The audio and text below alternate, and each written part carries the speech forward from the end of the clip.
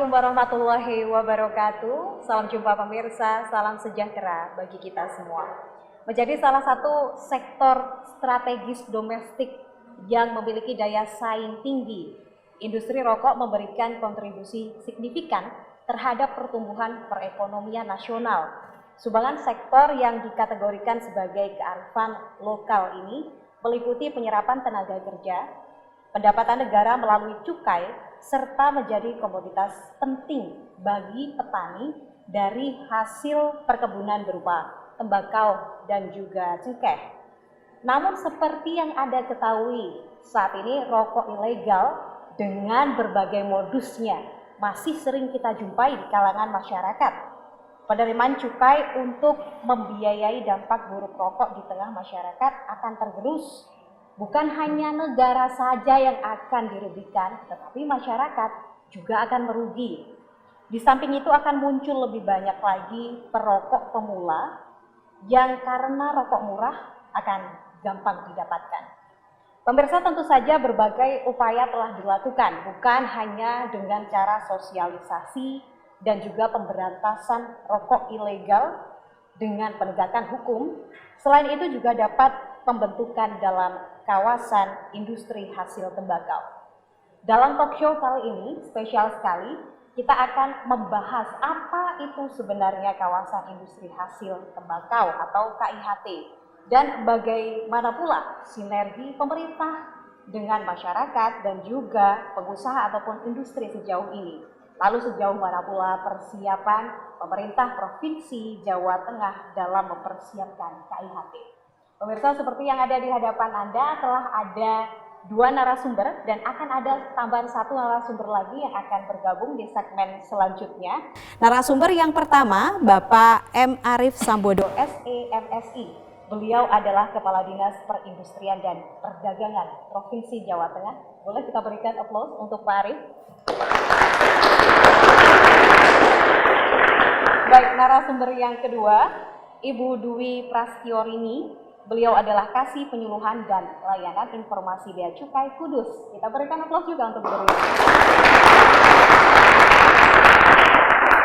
Pemirsa, perlu Anda ketahui bahwa saat ini tengah ada kurang lebih 30 mahasiswa yang menyaksikan dialog interaktif kali ini yang akan menanyakan pertanyaan-pertanyaan seputar topik kita pada hari ini. Mahasiswa-mahasiswa yang datang dari Universitas PGRI Semarang, boleh diberikan aplaus untuk mahasiswa juga. Dan mana pula suaranya dari Universitas Semarang? Terima kasih. Mahasiswa ini nanti yang juga akan interaktif bersama dengan narasumber. Dan satu lagi, pemirsa, Anda bisa menyaksikan tayangan Simpang 5 TV dalam layanan TV digital dan juga GPM Stream. Jadi bagi Anda yang masih belum mendownload GPM Stream, segera download aplikasi GPM Stream sehingga Anda bisa menyaksikan tayangan kami dengan hanya 1 genggam di tangan Anda. Baik, kita akan ngobrol bersama narasumber kita pada hari ini, pemirsa. Inilah Bangga Jateng. Dampak positif KIHT dalam menekan peredaran rokok ilegal. Senang sekali ketemu Pak Arif dan juga Bu Rini. Bagaimana kabarnya Pak Arif hari ini? Alhamdulillah. Alhamdulillah sehat. Sehatlah, meskipun disibukkan dengan rutinitas yang luar biasa. Hari ini masih menyempatkan. Ini bukan kali pertama bertemu ya Pak Arif. Semoga bahasan hari ini cukup memberikan banyak informasi dan juga manfaat begitu. Apa yang menyibukkan Pak Arif akhir-akhir ini? Ya, karena saya mengampu 2 sektor di sisi industri dan sisi perdagangan, sektor industri dan perdagangan. Ya, kalau kaitannya industri, tentunya bagaimana kita meningkatkan geliat sektor industri sebagai penumpang utama perekonomian di Jawa Tengah. Sementara di sisi perdagangan, tentu isu yang sekarang sedang beredar adalah kaitannya dengan pengendalian atas kenaikan harga BBM terhadap harga-harga komoditi maupun stoknya. Itu yang saat ini sedang sibuk-sibuknya begitu. Oke, itu isu-isu yang sedang ditangani ya Pak Arif. Bu Rini, alhamdulillah sehat? Sehat, alhamdulillah. Insya Allah. Luar biasa, dan beliau datang dari Kudus ini soal kayak jauh gitu ya. Padahal dekat sekali. Gimana Ibu, apa yang menyibukkan Bu Rini akhir-akhir ini? Saat ini masih banyak kegiatan sosialisasi ke masyarakat. Ini terkait ketentuan di bidang cukai dan juga untuk gempur rokok ilegal juga, Pak. Jadi untuk pemanfaatan BPH-JHT ini ada alokasi untuk sosialisasi. Kerjasama dengan Bea Cukai, dengan pemerintah daerah juga Pemprov mengadakan sosialisasi. Betul. Betapa pentingnya sosialisasi itu kepada masyarakat ya Bu. Apalagi topik kita pada hari ini. Nah ini juga penting sekali karena erat kaitannya dengan tadi Bu Rin menyampaikan juga, saya juga menyampaikan di prolog bahwa kita tidak bisa dengan mudah menekan peredaran rokok ilegal. Tapi ada satu hal yang menarik yaitu kawasan industri hasil tembakau. Ini mungkin untuk beberapa orang masih baru, kenapa itu menjadi penting untuk disosialisasikan dan juga penting pula untuk diketahui kemanfaatannya gitu. Kalau Pak Arief ingin menjelaskan mungkin beberapa highlight sekilas, mungkin di audiens juga hari ini perlu mengetahui lebih dalam seperti apa atau bagaimana KIHT ini bekerja begitu. Silahkan Pak Arief. Sebelumnya saya akan memberikan gambaran dulu Mbak, sebelum saya masuk ke KIHT. Jadi industri rokok atau industri hasil tembakau di Jawa Tengah ini merupakan industri hasil tembakau atau subsektor industri kedua setelah sektor makan minum yang menunjang sektor industri pengolahan di Jawa Tengah. Jadi setelah Jawa Timur ya Pak ya? Bukan, di subsektornya. Oh, subsektor. Jadi kan ada sektor industri pengolahan. Industri pengolahan ini sektor utama penggerak ekonomi Jawa Tengah. Nah, di dalam sektor industri pengolahan ini ada beberapa subsektor. Subsektor pertama yang dominan adalah subsektor makan minum. Yang kedua adalah tembakau. Nah, artinya industri hasil tembakau ini memiliki peran yang strategis bukan hanya saja dari sisi kalau kita kaitkan dengan pendapatan domestik regional brutonya Jawa Tengah atau yang sering kita bicara tentang pertumbuhan ekonominya, tetapi juga dari sisi kaitannya dengan tenaga kerja juga, terkait juga dengan masalah pendapatan juga, ya, karena di dalam industri hasil tembakau ini ada cukai di dalamnya. Nah, kalau secara keseluruhan IHT kita di Jawa Tengah itu memang nomor 2 sesudah Jawa Timur. Nah, mengingat arti pentingnya di mana di dalamnya IHT di Jawa Tengah ini ada unit usaha yang hampir sekitar 190 unit usaha, kemudian tenaga kerja yang terlibat di dalamnya secara formal, begitu ya, artinya langsung pada pabriknya itu hampir 200.000, belum yang informal. Maka tentunya kaitannya dengan peredaran rokok ilegal ini akan menjadi sangat merugikan pemerintah dari sisi pendapatan begitu.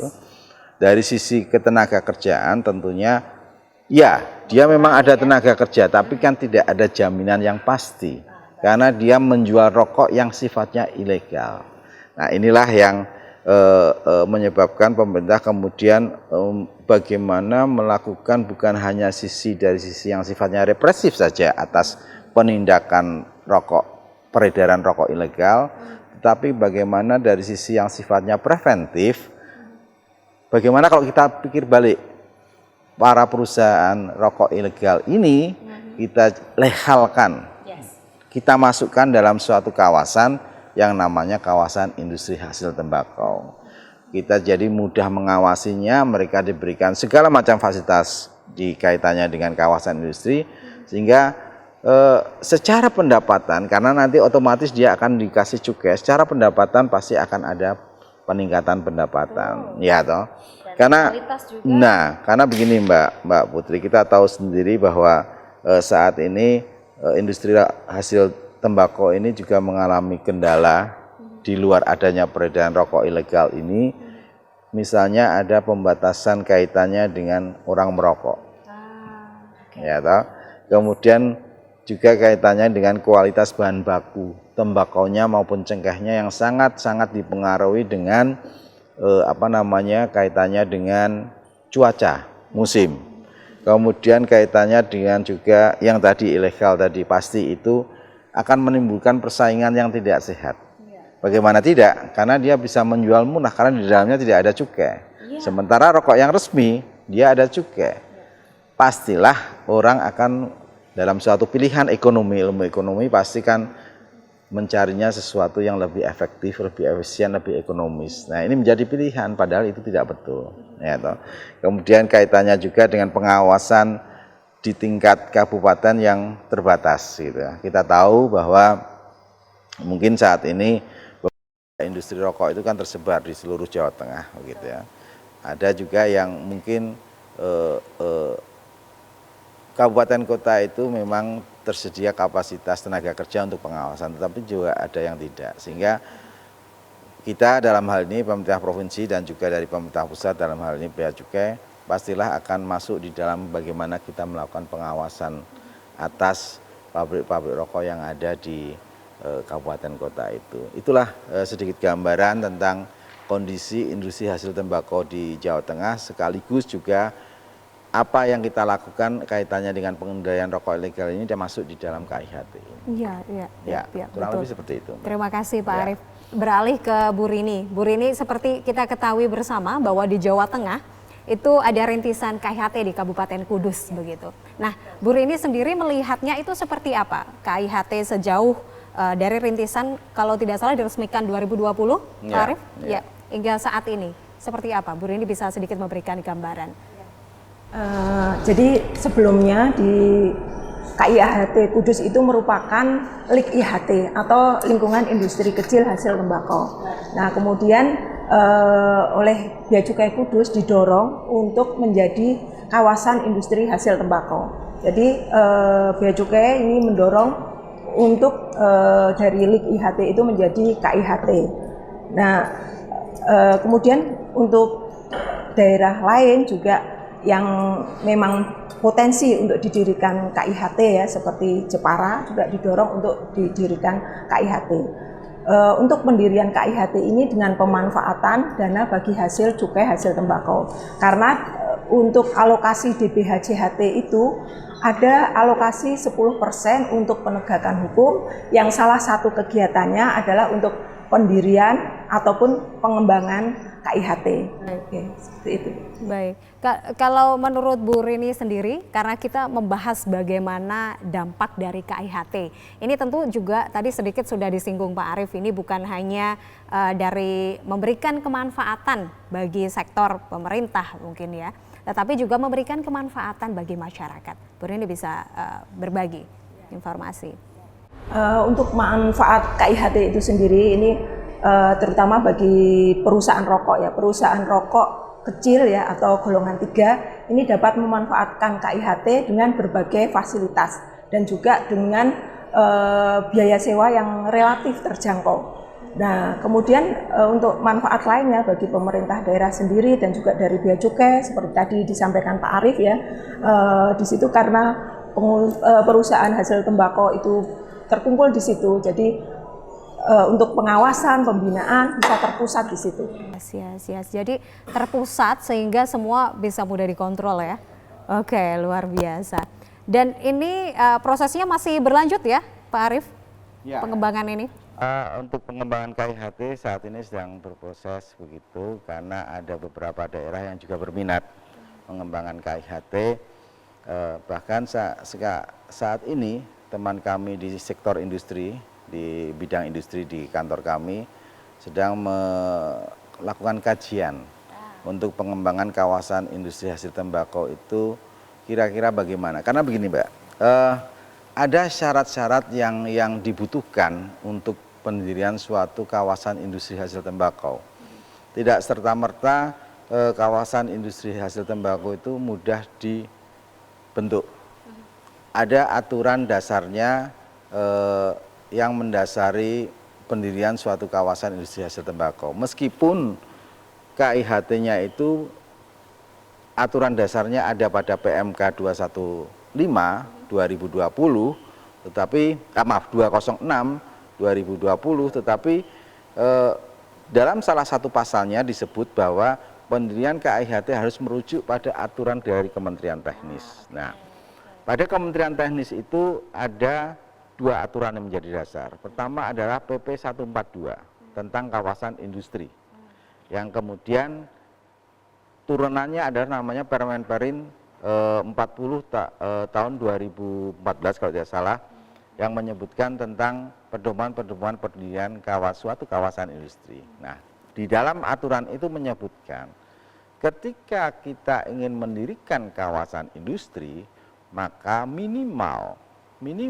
ya toh, untuk suatu industri yang sifatnya tadi istilahnya kelas 3 begitu atau IKM begitu, maka minimal lahan yang dikuasai ya toh, yang untuk dijadikan kawasan industri itu 5 hektar. Ya toh. Nah, ini yang banyak yang menjadi kendala oleh beberapa kabupaten untuk mendapatkan suatu kawasan industri yang hamparannya 5 hektar. Satu hamparan, bukan terpecah-pecah gitu. Nah, inilah yang apa menjadi syarat utama ya toh. Nah, ini syarat yang kedua, ketika nanti menjadi suatu kawasan, maka di dalamnya harus dibentuk badan pengelola kawasan industri. Ya toh. Di dalamnya harus dibentuk badan pengelola industri yang bertanggung jawab atas pengelolaan kawasan industri. Jadi debat argumentasi atas tentang KIHT ini masih berjalan, ada kajian-kajian. Nanti muncul pula nanti ada PMK yang terbaru yang lebih muncul PMK terbaru ya, nanti yang kita lebih soft gitu ya. Lebih soft seperti ya. apa kita bahas setelah jeda pariwara berikut ini. Siap. Pemirsa jangan beralih dari tempat duduk Anda, tetaplah bersama kami.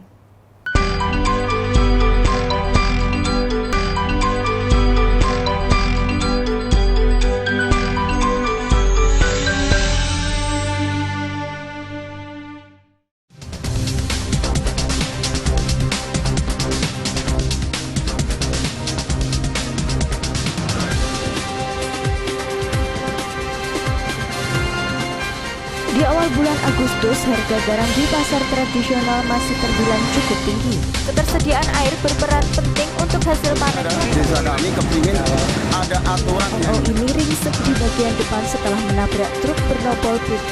Silakan.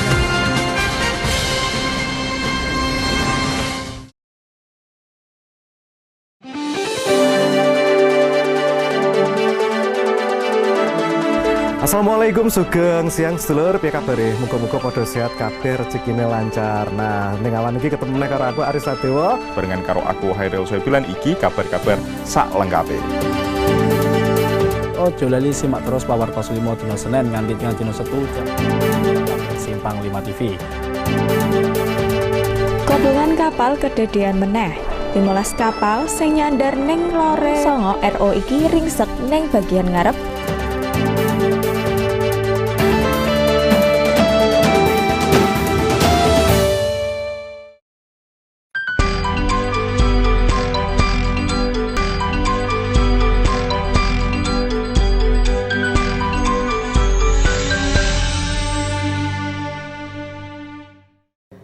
Baik pemirsa, Anda masih bergabung bersama kami dalam Bangga Jateng. Dan seperti apa yang saya sampaikan di awal tadi, kita ada 3 narasumber yang hadir untuk membahas topik kita pada hari ini.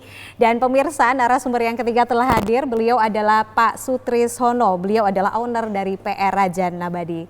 Assalamualaikum Bapak. Waalaikumsalam. Sehat Bapak? Sehat Mbak. Alhamdulillah sehat. Pak Sutris, hari ini kita akan bahas salah satu topik yang penting perlu diketahui dan juga mungkin sosialisasi. Karena di sini juga ada audiens dari mahasiswa Universitas PGRI Semarang dan Universitas Semarang. Boleh dong tepuk tangannya sekali lagi mahasiswanya. Sekaligus tepuk tangan sudah hadir hari ini Pak Sutris, terima kasih. Pak Sutris sudah lama berkecimpung di dunia industri pengusaha rokok. Sudah ada mulai tahun 2006. Wah, luar biasa sekali, 2006. Tentu istilah kawasan industri hasil tembakau sudah tidak asing ya Pak ya? Iya. Oke, seperti apa menurut Pak Sutris sejauh ini tentang istilah KIHT dan juga mungkin apa yang dirasakan Pak Sutris sebagai owner dan juga sebagai pengusaha, sebagai produsen begitu? Silahkan. Iya, KIHT menurut saya Mbak itu penolong hidup saya. Karena di saat sebelum saya masuk KIHT itu pemerintah mengeluarkan kebijakan PMK 200 yang kebetulan gudang saya yang di kampung itu kurang dari 200. Baik. Alhamdulillah dari pemerintah menyediakan KIHT dan saya juga penghuni pertama KIHT. Masya Allah. Boleh kita berikan aplaus yang meriah untuk sinergi yang luar biasa dari pemerintah, daerah maupun pusat dan juga dari produsen begitu, dari pengusaha begitu. Kemanfaatan yang luar biasa yang dirasakan. Tadi kita sempat ngobrol dengan Pak Arief begitu, Pak Sutris, dan tadi masih sedikit terpotong bagaimana proses dan kemudian ada PMK terbaru begitu. Silakan dilanjutkan, Pak Arief. Jadi PMK yang lama menyebutkan tadi bahwa minimal KIHT adalah 5 hektar. Yes. Saya ambil contoh yang di Kudus ini, kalau menurut per definisi yang ada di 206 itu belum sebagai dikatakan sebagai KIHT karena luasannya kalau tidak salah ini masih 2,8 hektar. Dan saya katakan itu MBU, tapi tidak apa-apa. Ini sudah berjalan, sudah diberlakukan seperti proses di dalam aturan tentang kawasan industri. Tapi yang menjadi kesulitan adalah di daerah-daerah lain yang juga berminat untuk memberikan KIHT. Misalnya katakanlah Jepara, misalnya katakanlah Demak, yang beberapa waktu lalu sudah mengadakan FPD, Purworejo juga. Kemudian juga ada juga beberapa kabupaten seperti Banyumas juga ingin memberikan itu. Kami komunikasi juga bersama dengan rekan-rekan kabupaten ke pusat mengenai aturan PMK ini. Apakah ya harus 5 hektar? Karena terus terang pemerintah daerah kalau punya tanah hamparan 5 hektar itu agak susah. Betul. Nah, maka muncullah PMK yang baru yang terbit di akhir tahun 2021, PMK 215 yang menyebutkan bahwa, jadi sebenarnya saya cerita, di dalam pemanfaatan DBHCHT, Mbak, itu ada pengelompokan 3 pemanfaatan. Dana bagi hasil cukai tembakau, itu ada 3 pemanfaatan. 1 untuk kesra. Betul. 1, yang kedua untuk kesehatan. Ini adalah besarannya 50% dari total yang diterima. Yang kedua 40% untuk kesehatan yang diterima oleh daerah itu. Yang 10% adalah tadi yang disampaikan adalah untuk penegakan hukum. KIHT masuk dalam penegakan hukum. Nah, pada aturan yang terakhir ini, PMK yang terakhir ini muncul karena untuk lebih agak soft, daerah tidak mesti harus memiliki 5 hektar, maka muncullah aturan bahwa ya bolehlah kalian membentuk bukan kawasan industri hasil tembakau tetapi sentra industri hasil tembakau. Masuknya tidak di penegakan hukum tapi masuknya di bidang kesra. Ya, nah, di dalam sentra industri hasil tembakau ini tidak ada batasan luasannya dan tidak disebutkan tentang suatu hamparan. Gitu. Tetapi disarankan untuk itu jadi suatu kelompokan. Mungkin dulu ini kalau dianalogkan dengan aturan yang dulu seperti lingkungan industri rokok begitu. Nah, masalahnya adalah di dalam SIHT ini perlakuannya di dalamnya tidak sama dengan apa yang ada di KIHT. Kalau di KIHT itu kan gedungnya yang tadi disampaikan oleh Pak Trisno itu jenengan sewa Pak Nje. Nah, dibangunkan kemudian disewakan. Ada labnya Pak Nje. Ada kantor bea cukainya yang siap untuk menempelkan cukainya. Kemudian juga ada keringanan di dalam membayar cukai paling tidak 3 bulan pertama. Nah, di SIHT ini kan betul-betul tidak ada. Nah, ini kemudian pemerintah akan mengusulkan di dalam bentuk Permen-Perin yang nanti akan SIHT ini kayaknya mau digodok sama dengan KIHT. Aturan-aturannya. Nah, kalau itu iya, itu nanti akan lebih seperti Pak Trisno itu, teman-teman para pelaku rokok industri kecil akan lebih senang lagi. Betul. Dari sisi pemerintah daerah juga lebih akan terbantu ya Pak ya. Tidak perlu mencari tanah 5 hektar. Dari sisi cukai juga akan mudah melakukan pengawasan. Semakin banyak titik yang dilakukan tersentral ya Pak. Nah, pengendalian yang lebih mudah. Itulah makanya Saat ini sedang digodok. Dari informasi yang terakhir dan insya Allah mungkin dalam waktu dekat akan terbit dan kalau itu amin, terbit, amin. Karena beberapa daerah di daerah ini ada namanya sekretariat DBHJHT di Provinsi wonten.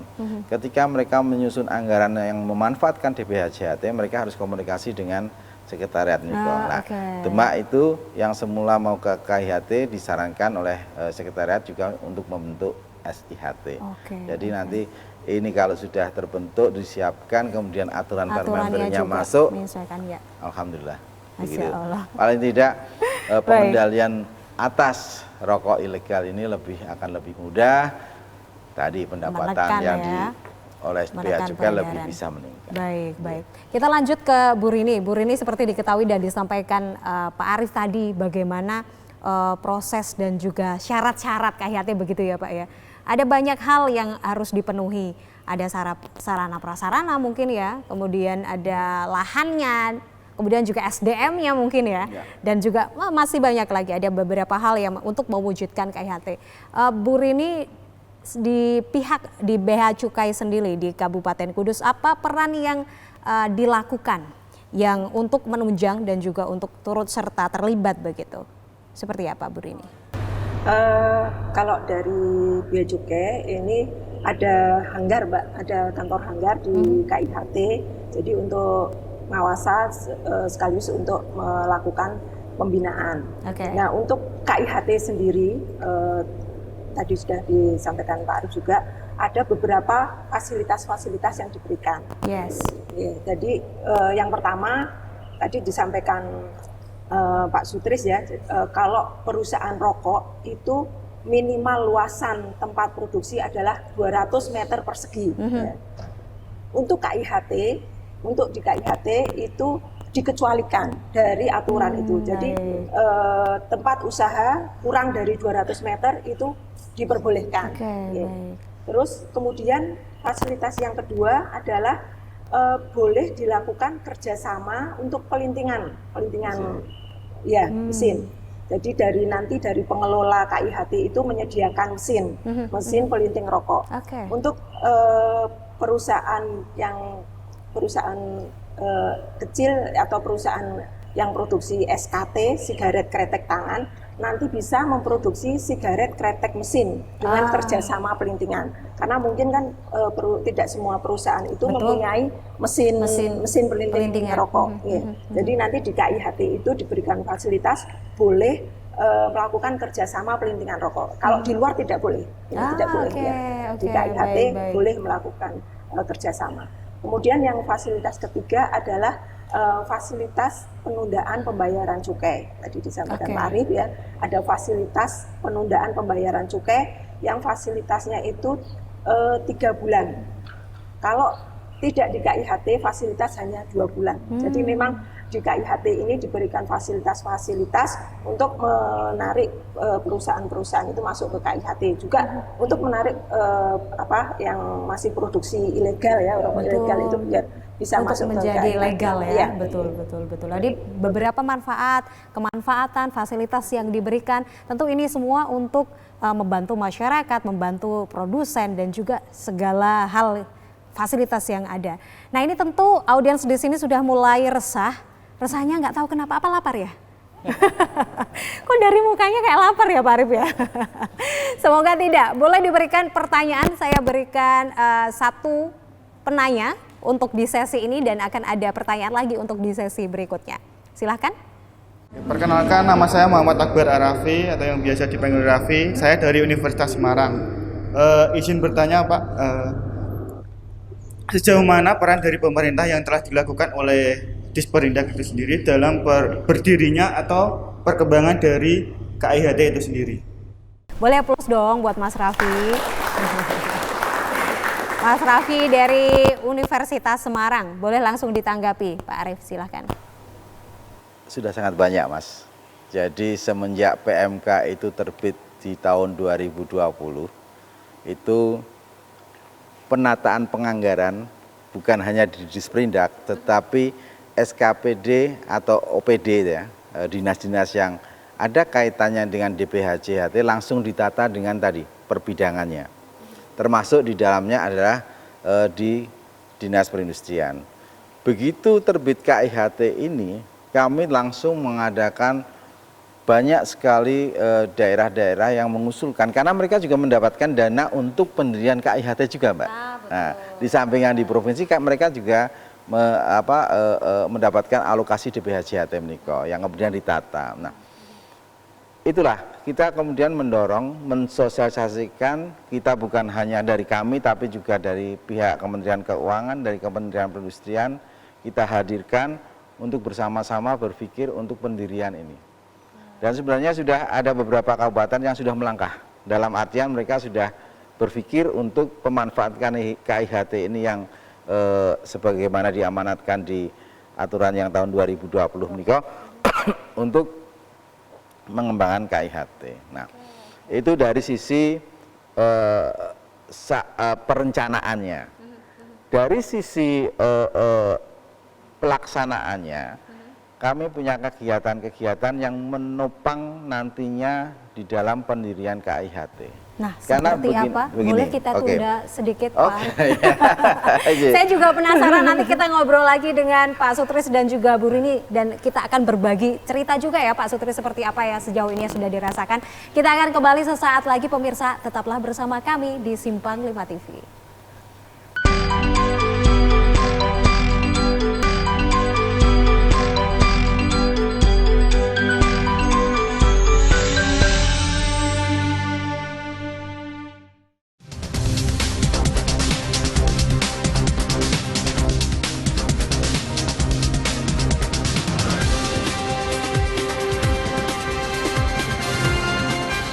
Di awal bulan Agustus, harga garam di pasar tradisional masih terbilang cukup tinggi. Ketersediaan air berperan penting untuk hasil panen. Desa kami kepingin ada aturan yang ini ringsek di bagian depan setelah menabrak truk bernopol PG.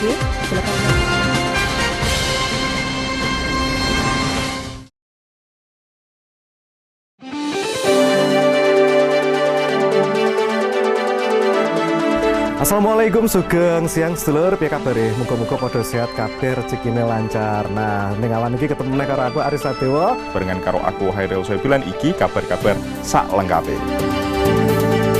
Ojo lali simak terus Pawarta 5 dina Senin nganti dina Setu jam Simpang 5 TV. Kobongan kapal kedadean meneh. 15 kapal sing nyandar ning lore Songo RO iki ringsek ning bagian ngarep.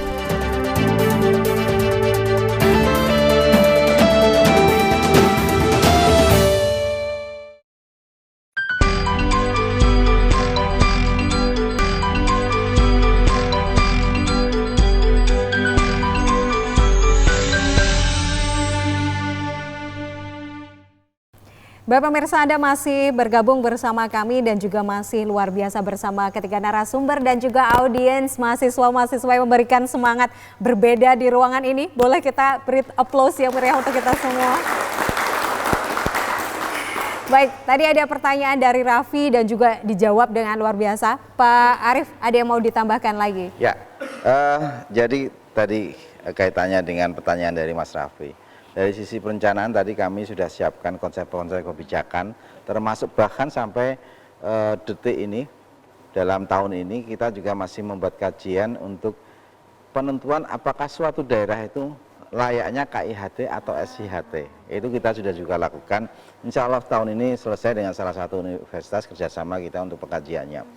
Kemudian itu dari sisi kesiapan perencanaan. Kemudian dari sisi pelaksanaannya, meskipun daerah itu belum KIHT gitu, belum SIHT, kami juga menyiapkan, karena di dalam tadi yang saya kemukakan di muka, di dalam proses perindustrian itu kita kenalnya namanya good manufacturing process.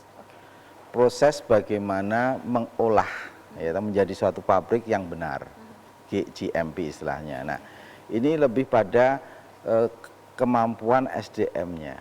Jadi apalagi rokok itu atau turunan tembakau itu yang khususnya rokok ini, kalau dalam terminologi di sektor kami itu masuk di dalam sektor makanan minuman, tapi di sisi perdagangan. Artinya karena itu kaitannya dengan mengisap ke dalam, ke masuk ke tubuh, sehingga betul-betul prosesnya harus benar. Sehingga kami sering melakukan kegiatan-kegiatan GMP dengan beberapa perusahaan rokok begitu, utamanya yang dalam kita kelaskan sebagai mereka yang industri kecil dan menengah.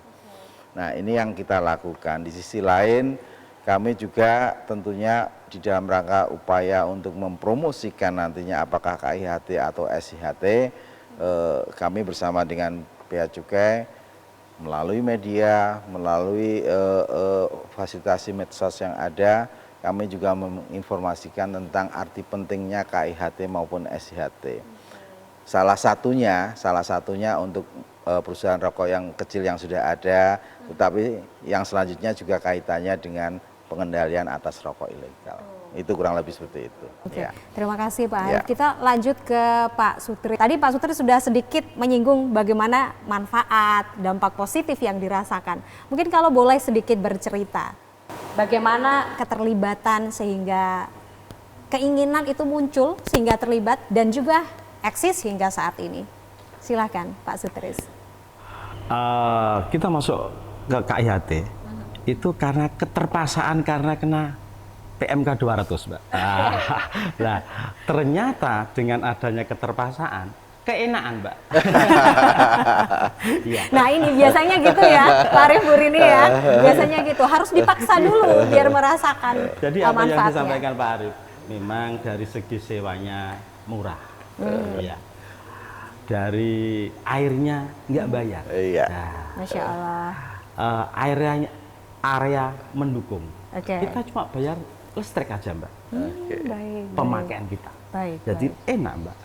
Dan kemanfaatan hingga saat ini dirasakan gitu. Iya. Tetapi masih banyak di luar sana yang masih beredar rokok ilegal atau mungkin pengusaha-pengusaha yang masih belum terlibat. Menurut Pak Sutris, berdasarkan pengalaman sebagai pengusaha juga di bidang industri rokok sendiri, apa yang menyebabkan masih banyaknya di luaran sana rekan-rekan pengusaha yang masih belum ikut terlibat atau mungkin juga masih masih dengan modusnya dengan rokok ilegal loh gitu. Iya, apa yang disampaikan Pak Arif juga tadi, kan rencananya kan mau ditambah area. Nah, satu itu. Kawan-kawan yang masih nakal, itu kalau sudah masuk KIHT, Mbak, aku yakin dia akan sadar.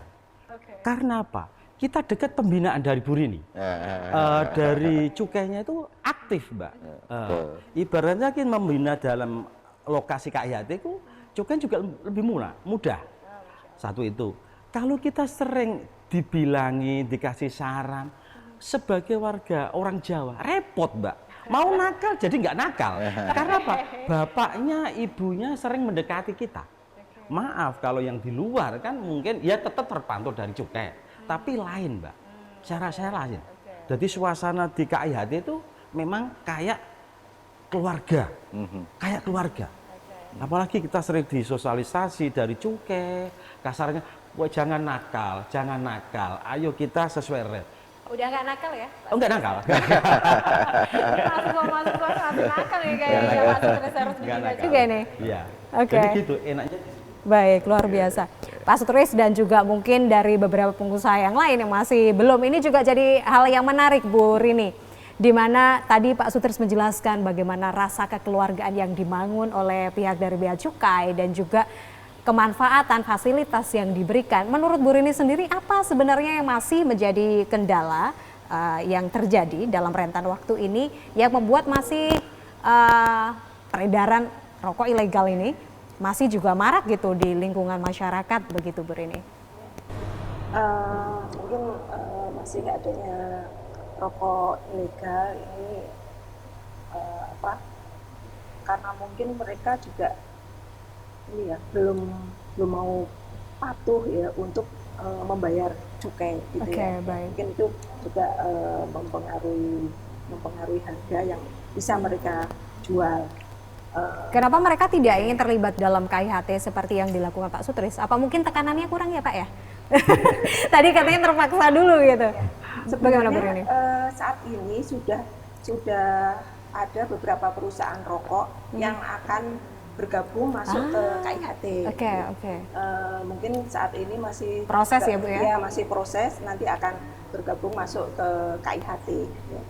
Wah, luar biasa. Jadi sebenarnya ketertarikan itu sudah mulai muncul dan ini berarti dampak positif dan juga keberhasilan sosialisasi ya Pak Arief, sehingga orang-orang seperti Pak Sutris juga tertarik begitu. Mungkin saya bisa sedikit nambahi Mbak Putri. Jadi kenapa rokok ilegal ini masih ada? Di samping pertimbangan ekonomi tadi, ada hal-hal yang dibayangkan oleh para pelaku industri rokok yang ilegal ini adalah kesulitan misalnya di dalam kepengurusan perizinan dan sebagainya. Padahal di dalam ketika kita masuk ke kawasan industri hasil tembakau itu yang namanya izin usaha industri, dia mendapatkan nomor industri berusaha, kemudian yang NPP BKC itu dimudahkan, Mbak. Itu adalah hal-hal yang mereka belum ketahui. Nah, ini ada kemarin waktu kami semacam acara seperti ini dari beberapa masukan itu yang lewat telepon begitu menanyakan bagaimana tentang perizinannya. Saat ini perizinan untuk mendapatkan izin usaha industri itu sangat mudah dengan OSS, dengan buka di lamannya kita ketik itu kita sudah dapat 1 hari jadi IUI-nya. NPP BKC juga begitu. Mudah, boleh dong kita berikan aplaus yang meriah atas usaha yang luar biasa ini. Baik, kita lanjutkan ke pertanyaan Pak Arief, Bu Rini dan juga Pak Sutris. Tadi sudah angkat tangan, silahkan Masnya yang berbaju hitam. Oh, pakai baju hitam semua ya di sini. Oke, silahkan. Kenalkan, nama saya Ferry Dayat dari UGRI Semarang. Mohon bertanya kepada Bea Cukai, hal-hal apa aja yang dipersiapkan masuk ke KIHT? Terima kasih. Oh oke, jadi bagaimana tentang proses-proses perizinan begitu ya, mungkin Mas Ferry ya. Oke, terima kasih Mas Ferry dari Universitas PGRI Semarang. Silahkan. Untuk menjadi KIHT, memang tadi disampaikan Pak Arief ada terkait luasan ya. Kemudian yang utama itu di KIHT ada pengelola kawasan industri. Nanti pengelola ini harus juga memiliki NPP BKC. Sebelumnya dari pengelola itu mengajukan permohonan dan juga nanti mengajukan permohonan juga untuk NPP BKC, nomor pokok pengusaha barang kena cukai. Nah, untuk izin dari NPP BKC itu yang pertama adalah nanti dilakukan cek lokasi, dan yang kedua adalah nanti untuk pengajuan NPP BKC itu sendiri. Apabila cek lokasi dan syarat-syarat lainnya sudah memenuhi, nanti untuk NPP BKC ini akan segera terbit. Terbitnya maksimal 3 hari kerja. Dan untuk pengurusan NPP BKC ini tanpa dipungut biaya. Semua layanan di Bea Cukai Kudus tanpa dipungut biaya. Gratis ya. Oke, cukup jelas ya Mas Ferry. Oh, tadi belum dikasih tepuk tangan Mas Ferry. Boleh dong. Jadi Pak Sutris juga sudah menjelaskan bagaimana kemanfaatan dan juga apa yang dirasakan sejauh ini. Lalu ke depannya ini apa yang masih menjadi keinginan atau harapan ke depan bagi Pak Sutris, baik untuk Bea Cukai ataupun dari pemerintah, dari perindustrian sendiri, dari Dinas Perindustrian sendiri? Silakan. Iya Mbak, saya rasa untuk cukai sudah maksimal, dari perindustrian sudah maksimal. Saya usul dari pemerintah aja yang hubungannya PMK 215 itu kan memang apa yang dikatakan Pak Arief, memang ada 3 poin. Masyarakat 50, kesehatan 40, hukum 10. Kalau boleh Pak Arief, saya usul bukan secara pribadi, saya mewakili rokok golongan 3, khususnya di Kudus KIHT. Saya mohon poin itu ditambahi Pak. Ditambahi berarti ada yang dikurangi Pak. Ya, 1. Ditambahi yang lain tetap Pak. Ya. Enggak ya? Nanti lebih dari 100%. Jadi 3 jadi 4 Pak. Oke. Jadi gini Pak, untuk yang nggak tahu pokoknya ditambahi poinnya, saya minta untuk ada poin untuk pembinaan rokok kecil, gimana supaya melebarkan sayapnya lebih jauh. Jadi itu aja.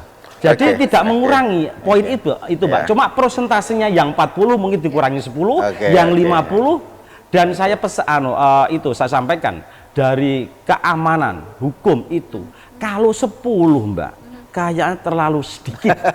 Karena apa? Aku kadang maaf, bukan saya membela dari cukai. Betul. Cukai itu yang di lapangan, Mbak, itu taruhannya nyawa. Waduh. Lo bener, aku sering kritik dari kantor cukai kepala. Iya Pak, saya percaya. Karena apa? Yang ngomong. Fasilitas cukai sama Pamong Praja itu lebih hebat Pamong Praja. Boleh dicek, tanya Bu Rini.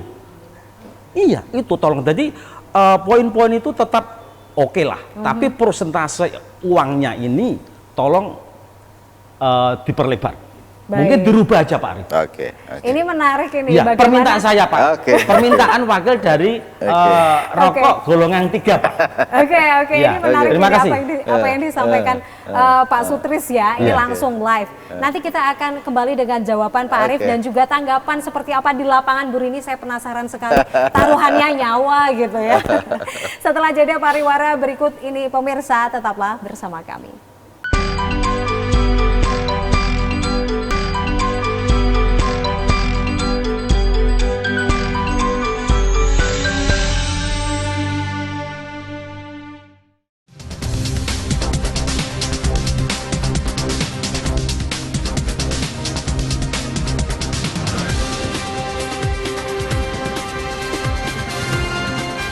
Di awal bulan Agustus, harga garam di pasar tradisional masih terbilang cukup tinggi. Ketersediaan air berperan penting untuk hasil panennya. Desa kami kepingin ada aturan. Ini ringsek di bagian depan setelah menabrak truk bernopol BG belakangnya.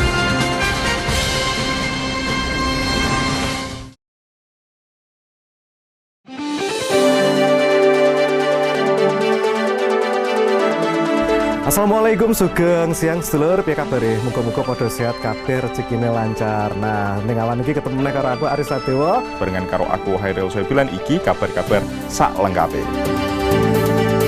Ojo lali simak terus pawartos 5 dina Senin nganti dina Setu jam Simpang 5 TV. Kobongan kapal kedadean meneh. 15 kapal sing nyandar ning lore Songo RO iki ringsek ning bagian ngarep.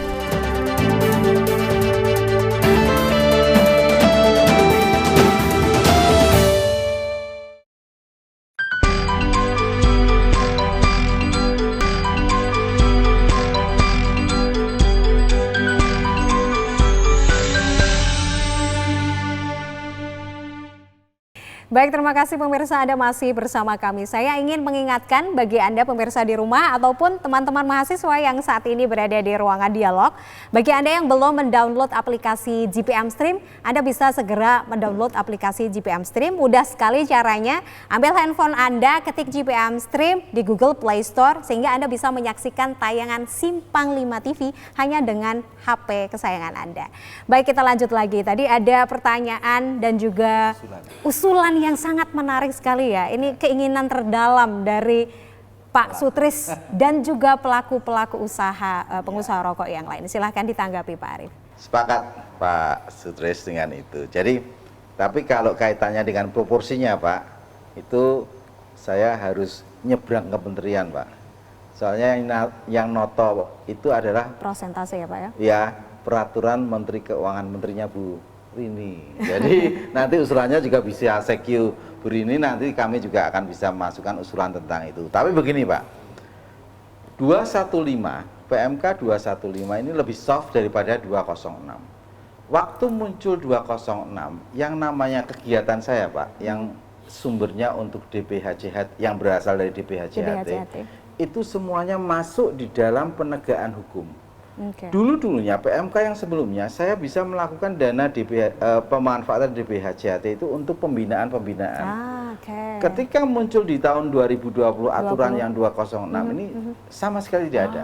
Semuanya diarahkan di dalam penegakan hukum. Termasuk jadi sebenarnya sebelumnya itu sudah ada ya Pak? Sudah ada. Nah, maka ini muncullah yang 215 yang terbaru ini lebih soft. Di dalamnya di bidang kesra Pak, di situ ada pembinaan para petani dan produsen rokok. Nah, itulah yang kita lakukan yang tadi saya katakan. Kami dari situ memasukkan kegiatan-kegiatan seperti good manufacturing processing tadi. Pembinaan bagaimana menghasilkan rokok yang benar menurut cara industri. Jadi katakanlah kalau ini contoh gampangnya, kalau untuk industri makan ini ya panci niki panci sing resik. Prosesnya itu berurutan begitu atau bisa diparalelkan. Itu sudah kita lakukan, Pak. Saya nggak tahu tempatnya Pak Sutrisno sudah pernah mengikuti. Yang jelas saya pernah melaksanakan kegiatan itu di Kudus 2 kali, di salah satu hotel di Kudus dengan para pelaku rokok itu, karena di sana nanti dia akan dapatkan sertifikat GMP. Para PR ini perusahaan rokok ini dapat sertifikat GMP, berarti dia saya bekerja sama dengan salah satu LS Pro, lembaga sertifikasi. Jadi tidak lembaga yang memang bisa menilai, yang mengeluarkan sertifikat secara standar. Ya, kalau tidak salah, seingat saya di dalam salah satu acara itu ada peserta kurang lebih, karena memang pembatasan. Waktu itu pembatasan 25, kemudian dari 25 itu dibekali dulu. Tetapi yang nanti ada tes uji yang nanti akan terpilih hanya beberapa perusahaan rokok yang untuk menjadi dapat sertifikat. Ini tapi nanti bertahap. Ketika mereka yang sudah dapat sertifikat, nanti yang di atasnya begitu. Ini salah satu pembinaan. Nah, yang kedua, pembinaan itu pun sekarang juga dilakukan oleh para pemerintah daerah tingkat kabupaten kota yang mendapatkan DPHJT yang sebagaimana aturan yang terakhir. Jadi betul Pak. Kami sekarang agak luas begitu, termasuk nanti di anggaran tahun 2023 mengenai pembinaan ini nanti akan kita lebih intensifkan Pak. Bukan hanya dari sisi pembinaan pada prosesnya, tetapi dari sisi pembinaan bagaimana mempromosikannya juga Pak. Ini kayak kita biasanya melakukan seperti itu, mengenalkan begitu, istilahnya beliau tadi kan melebarkan sayapnya, kalau di istilah kita kan menaikkan kelas, ya, naik kelas begitu ya, dari yang kecil menjadi menengah, menengah menjadi besar. Itu yang kita lakukan. Tetapi kaitannya dengan proporsi, nah itu saya nanti harus bicara dengan menteri saya agar bilang sama menteri keuangannya, atau lewat guru ini langsung bilang ke menteri keuangan proporsinya diatur. Tapi sebenarnya kalau kaitannya pembinaan, karena yang di bidang kesejahteraan rakyat sudah cukup besar, saya pikir okelah begitu. Tetapi yang penegakan hukum, nah itu saya monggo nanti Bu Rini itu bicara apakah betul masih kurang 10%-nya meniko, karena anggarannya itu bukan hanya dari DPHJT yang 10%, kegiatan-kegiatan yang ada di Bea Cukai itu juga dari anggarannya beliau sendiri. Juga ada kerjasama dengan Pemda begitu. Seperti saya ada kegiatan yang sumbernya bukan di DPHJT, tetapi melibatkan Bea Cukai, bisa kita manfaatkan. Nah ini menarik, bisa langsung ditanggapi juga oleh Bu Rini begitu ya, apa yang disampaikan Pak Arief dan juga tadi usulan yang disampaikan, suara hati Pak Sutris gitu ya, dan juga pengusaha rokok yang lain. Silahkan Bu Rini. Ya, sebelumnya terima kasih ke Pak Sutris ini atas apresiasi ke kami ya. Jadi cerita sedikit Mbak, ini yang disampaikan Pak Sutris itu memang terkait penindakan. Kantor kami kan melakukan pengawasan dan pelayanan. Pengawasan ini terkait rokok ilegal, kami melakukan penindakan apabila ada rokok ilegal. Tadi yang diceritakan Pak Tris, memang dalam melakukan penindakan ini kadang ada resistensi dari masyarakat, itu ya. Apabila kami mendatangi bangunan atau rumah yang digunakan untuk mengemas rokok ilegal, ini masih ada resistensi dari masyarakat. Kemudian bila ada rokok ilegal yang diangkut truk ataupun minibus ya, kami melakukan mungkin kejar-kejaran, sampai kejar-kejaran seperti itu. Makanya tadi ada sampai nyawa juga taruhannya gitu ya Pak Sutris. Sampai seperti itu. Kemudian tadi terkait fasilitas, kami dengan fasilitas yang sudah diberikan oleh negara, kami melakukan tugas kami ya Pak Tris dengan maksimal, kami lakukan tugas kami dengan maksimal. Kemudian terkait anggaran untuk penegakan hukum, memang benar kalau yang dari DPHJT itu memang 10%. Kemudian untuk anggaran kegiatan kami sendiri sudah ada anggaran tersendiri dari intern dari kami. seperti itu. Luar biasa. Kembali lagi ke Pak Sutris, tadi sudah langsung Pak mendengarkan jawabannya, nanti bisa langsung disampaikan ke teman-teman juga ya, bagaimana apresiasi dari provinsi juga dari Dinas Perindustrian dan Perdagangan langsung menyampaikan apa usulannya. Kalau dari Pak Sutris sendiri tadi luar biasa telah mendapatkan manfaat dan juga telah mengemukakan apa hal-hal atau keinginan yang disampaikan. Tapi sejauh ini apa strategi Pak Sutris yang dibangun dan juga tetap untuk menyuarakan bahwa KIHT ini adalah salah satu kawasan yang tepat bagi pengusaha rokok seperti Pak Sutris? Iya, saya sendiri ini secara tidak langsung Bu, kita kalau di KIHT kita dapat tamu dari luar kota, walaupun itu tidak tamu saya, mungkin dari tamu cukai atau disperindak. Lah secara tidak langsung kita memperkenalkan produk kita, bahkan atau mungkin dari luar kota petaninya diajak datang. Sehingga kita manfaatkan, kita ngomong-ngomong ternyata itu Pak Petani, bahkan kita langsung bisa beli dari petani. Iya, kalau yang nggak petani, saya pamerkan rokok. Menambahkan networking. Iya, itu mungkin adanya di KIHT, Mbak. Kalau di luar KIHT mungkin pakai tamu siapa? Paling per individu. Kalau tamu dari disperindak mungkin 1 bis 2 bis, mungkin bisa nyantol 1 atau 2. Kan lama-lama kan kita bisa langsung beli dari petani langsung, kita dapat orang yang mau jual rokok kita. Lah enaknya di situ kalau di KIHT. Luar biasa ya, Pak Sutris ini mampu membaca situasi loh Pak Arif dan juga Bu Rini, luar biasa, perlu diapresiasi. Manfaatnya. Oke, dan mungkin ada hal-hal atau fasilitas apa yang masih dirasa Pak Sutris ini perlu ditingkatkan nih, atau mungkin ada apa yang di lingkungan Pak Sutris yang masih perlu diadakan, mungkin selain perlu ditingkatkan, ada nggak Pak Sutris? Ada Mbak, dalam disperindak itu memang ada koperasi. Ya, tapi koperasinya nggak tahu ini ada uangnya dan tidak. Maksud tujuan saya itu gitu Mbak, kita tolong dibantulah lewat koperasi, beli tembakau. Bahkan kita kan sudah kenal petani, mungkin tidak lewat tengkulak, langsung petani dan pesan. Karena kita kalau udah pesan dari petani, kita belinya non gagang. Jadi tidak ribet Mbak, kita pesan non gagang. Itulah tolong itu dari dinas, iya Pak Arif, dari dinas yang ada koperasi menjembatani, gitu.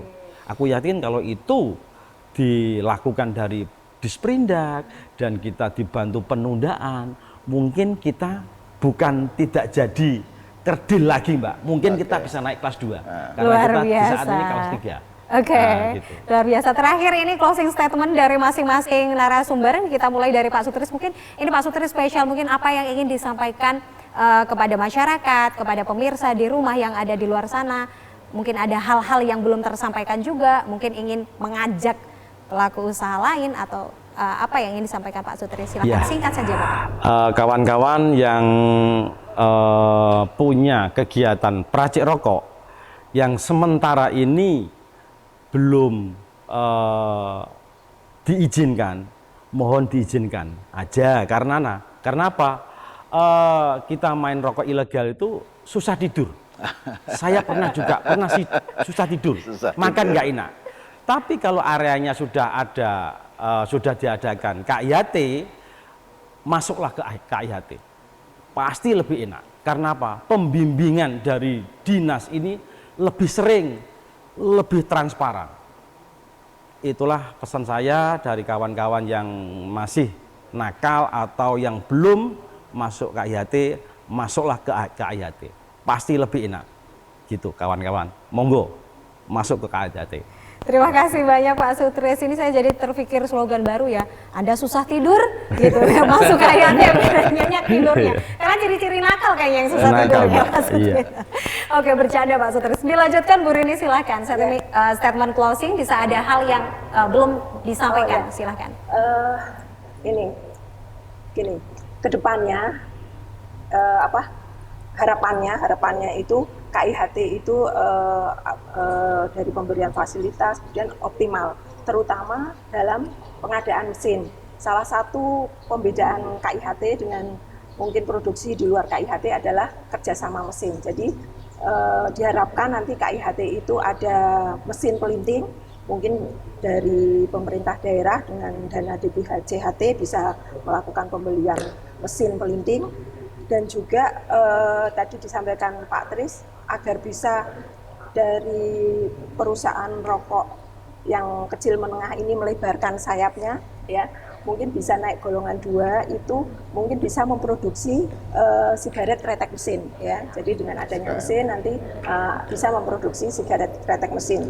Kemudian terkait penundaan, mungkin dari bank daerah, ya, bank daerah bisa membiayai penundaan itu, jadi pembayaran cukai secara kredit. Jadi ada yang menanggung, ada yang penjamin, ya.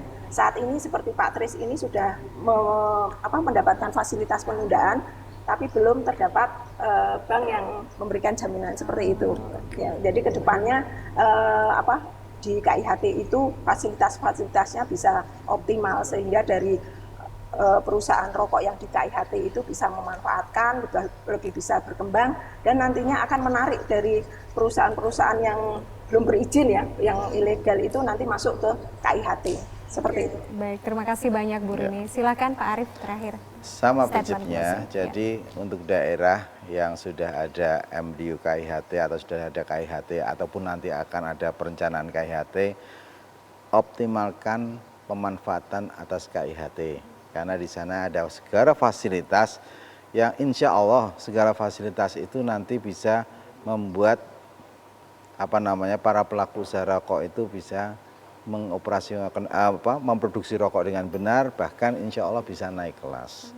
Itu yang pertama. Terus kemudian ada titik poin yang menarik tadi kaitannya dengan perbankan, ini mungkin bisa menjadi diskusi kita ke depan ketika ada salah satu sektor mengeluarkan kebijakan di mana ada keterlibatan perbankan belum mensupport secara optimal, maka ini mungkin bisa saya sampaikan sekaligus kepada rekan-rekan perbankan, tolong bisa dibantu para pelaku usaha rokok meniko yang dapat penundaan pembayaran biaya cukai yang sebenarnya juga sah ini, ya. Jadi sinergitas baik dari pemerintah, para pelaku usaha rokok, dunia perbankan, bahkan juga dengan media ini bisa nantinya mengangkat industri hasil tembakau di Jawa Tengah khususnya menjadi tuan rumah di provinsi sendiri atau di negara sendiri. Amin, amin, amin. Kita berikan aplaus yang meriah untuk ketiga narasumber kita pada hari ini.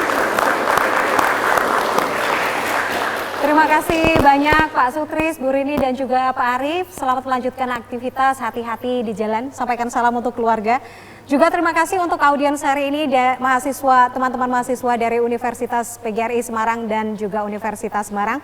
Baik pemirsa, hari ini kita telah berdialog, mendengarkan dan juga telah berdiskusi. Kita telah merampai sejumlah strategi, sebuah amunisi untuk menata kehidupan menjadi lebih baik ke depan meski dalam situasi yang masih terhimpit.